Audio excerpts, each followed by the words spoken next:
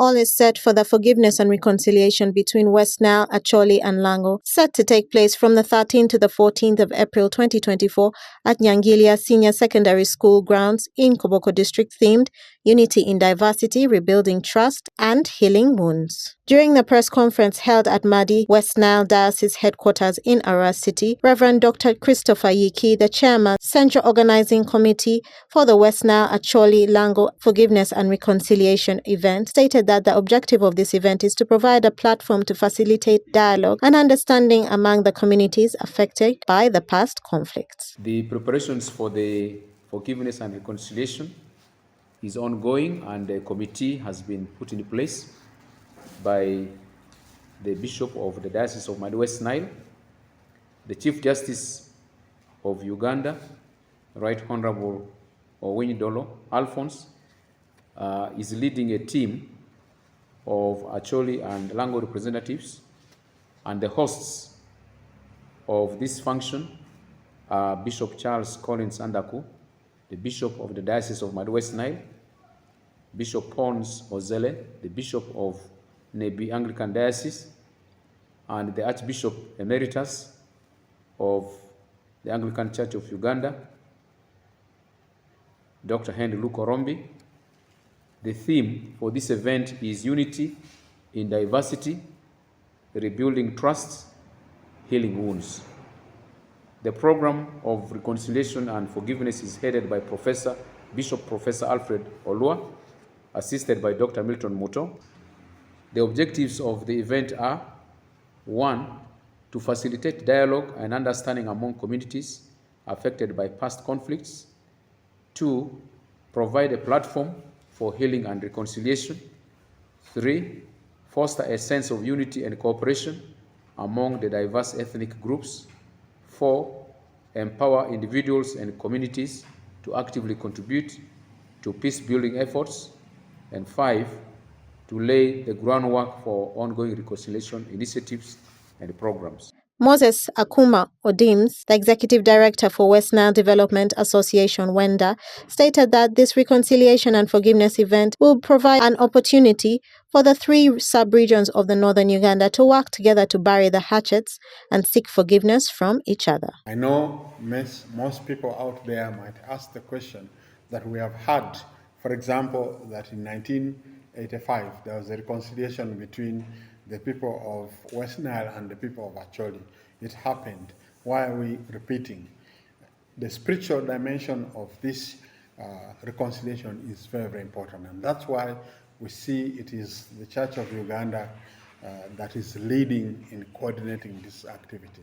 But very importantly, I would like to state that reconciliation and forgiveness is not an easy thing. I know there are wounds that are still fresh, especially among war victims that still exist. For example, in the region, we had experiences around the Ombachi massacre. We had experiences around the Moni Ewota massacre, and of course experiences with the Kony War victims. These are so fresh. We have experiences, for example, between the Janam people and the Acholi people around Noya. Then we have the upper area, which is so fresh in people's minds as really significant conflicts that are still happening. And so this reconciliation and forgiveness event is an opportunity that the 3 sub-regions in northern Uganda are going to work together to really bury hatchets and, of course, seek forgiveness for each other. But very importantly, the historical past about the Idi Amin regime, which actually triggered off the need for this reconciliation, especially when the people of Koboko, the Kakwa, who were led by the late Reverend Gelenga and, of course, Dr. Milton Muto in 2019, who went to Muching and sought for forgiveness from the people who gathered to commemorate the General Lumu Day.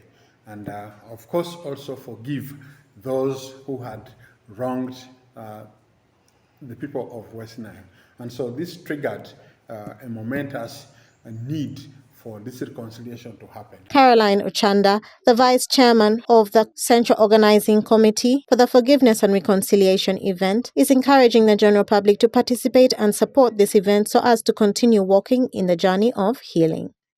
As the theme says, unity in diversity, rebuilding trust, healing the wounds. People have been hurt, and healing is a process. And this is what they have identified, that they need to make people go through this process of healing. It's not a one-day thing. Yes, it started in 2019, but we're still walking this journey. People were hurt. Up to now, people are hurting. And when they remember what happened in the past, they keep on reflecting and they feel the pain. So this is a healing process, and I will encourage people to participate fully, people to come for this function. We may be hurting within ourselves, even in our homes, and this is where maybe you can pick something from this event to take home and go with. We're expecting a very big number from Acholi, a big number from Lango, and also West Nile. We expect you to come in big numbers. This is something we should own, and we should accept to walk this journey with our leaders. On the 16th of February 2019, a team from Kakwa tribe, together with representatives of Madi West Nile Diocese, began the reconciliation between the three regions in a function where forgiveness and reconciliation was made between the Kakwa and Acholi for grievances committed. This West Nile, Acholi and Lango reconciliation event is expected to sow seeds of peace, understanding and nurture a future where communities in Greater West Nile, Acholi and Lango regions can thrive together. Okumaringa Christine for West Nile Television, Nilecast.